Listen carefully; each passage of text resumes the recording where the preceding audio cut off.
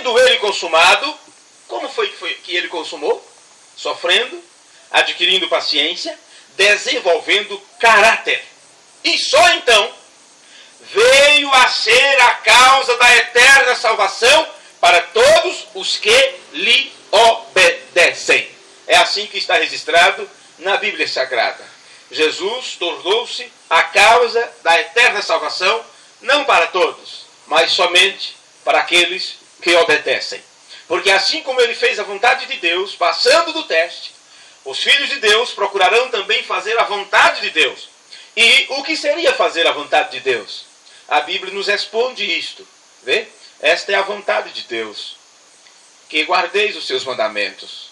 Você faz a vontade de Deus quando você guarda a palavra.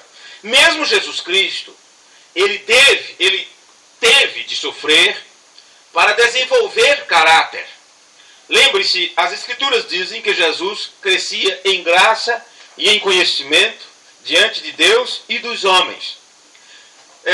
Eu gostaria de falar, como eu já vos disse, sobre a prova da fé, e para isto temos que ver todas estas coisas dentro das Escrituras. Nós encontramos em 1 Pedro, no capítulo 1, e a respeito disto, e eu gostaria de ler para vocês. A maioria das pessoas, o que elas não entendem é que Deus ordenou uma fé para nós. E esta fé deve nos levar até a própria mente de Deus, para que cheguemos a pensar do mesmo jeito que Deus pensa. Há uma necessidade no ser humano. E desde o Antigo Testamento foi dito que assim como os céus estão mais altos do que a terra, assim também está os pensamentos de Deus com respeito aos nossos pensamentos. Estamos muito baixo. Mas nós precisamos elevar a nossa mentalidade à mente divina. O que nós encontramos a respeito de filhos ou de criação de filhos, hoje está muito difícil criar filhos na sociedade de hoje, porque a sociedade parece que olha mais pelos filhos do que pelos próprios pais. E os pais já não podem mais corrigir seus filhos. Se quem viveu no tempo antigo, quem viveu em gerações passadas, sabe muito bem como era o estilo, o tipo de criação. Mas hoje você não pode nem fazer uma cara feia, porque se a criança chorar de uma forma desordenada, o vizinho já pode te denunciar. Vê?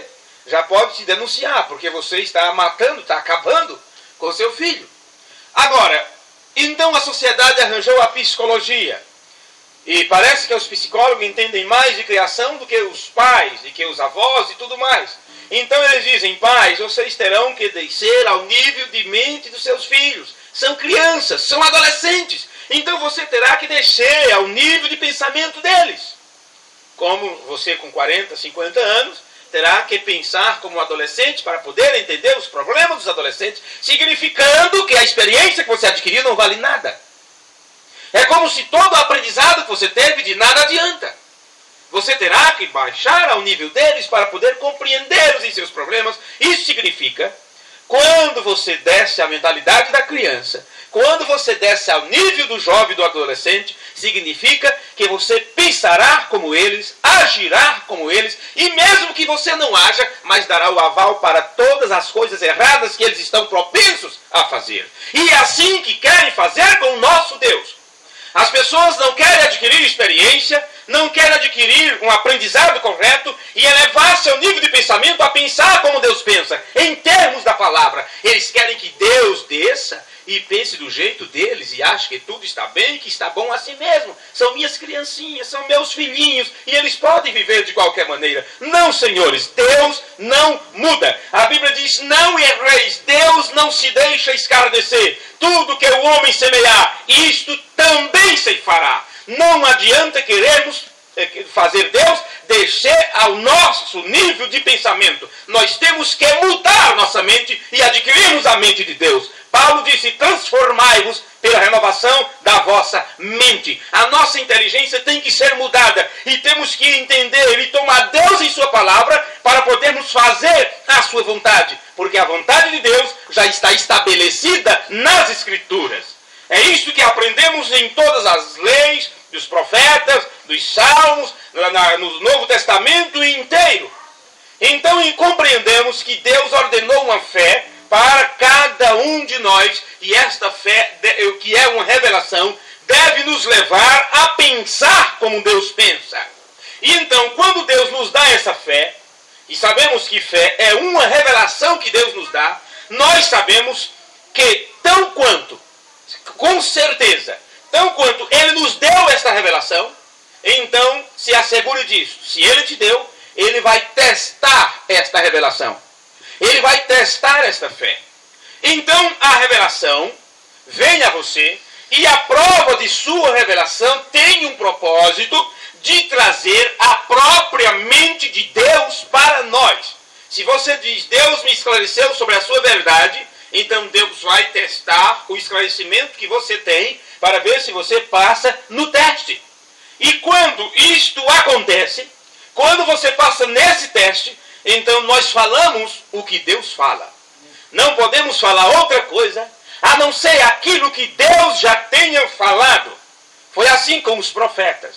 Como seria bom se cada profeta que descesse o morro ou que visitasse aquela aldeia falasse palavras de paz, de alegria, de bonança e prosperidade. Mas quando estes homens chegavam diante das pessoas, eles proferiram palavras de juízo, de destruição, de fome, de seca, porque este era o espírito no qual as pessoas estavam.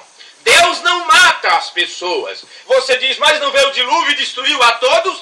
Deus não destrói as pessoas. Mas você diz, não veio um tsunami e não destruiu nações e cidades inteiras? Não, senhores. O profeta de Deus, enviado para esta geração, ele disse, as pessoas entram no espírito da destruição. Eles entram naquele clima. Na verdade, somos criadores de atmosfera. E quando criamos a atmosfera propícia, então aquilo virá sobre nós. Vê? Isto é uma lei da causa e efeito. O universo inteiro está sendo governado por leis.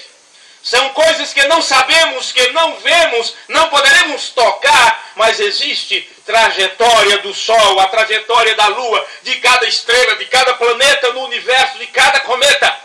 E eles precisam ter a sua trajetória, eles são guiados e dirigidos por determinadas leis que foram estabelecidas desde a fundação do universo. E nada pode estar fora do seu lugar, porque se cada um desses astros celestes saíssem de seus lugares, haveria uma colisão no cosmos, no espaço, no universo, e a coisa ficaria toda deteriorada. Cada coisa está em seu devido lugar. Por mais que você veja destruição, pecado, licenciosidade, morte, destruição, não importa, tudo está correndo de acordo com o plano que Deus estabeleceu antes da fundação do mundo. E não adianta clamarmos a Deus para que Ele melhore a situação, porque só vai piorar, porque este é o estado que está a esta geração.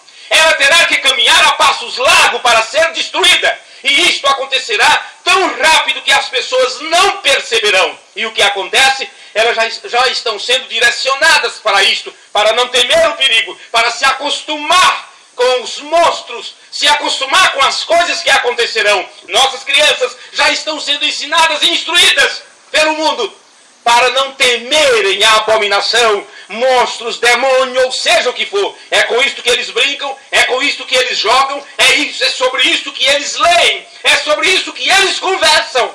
Eles estão sendo preparados para a grande hecatombe que virá. Mas, quando fazemos a vontade de Deus, como eu estava vos dizendo, então nós falamos o que Deus fala. O que isso significa? A mesma coisa que Jesus fez.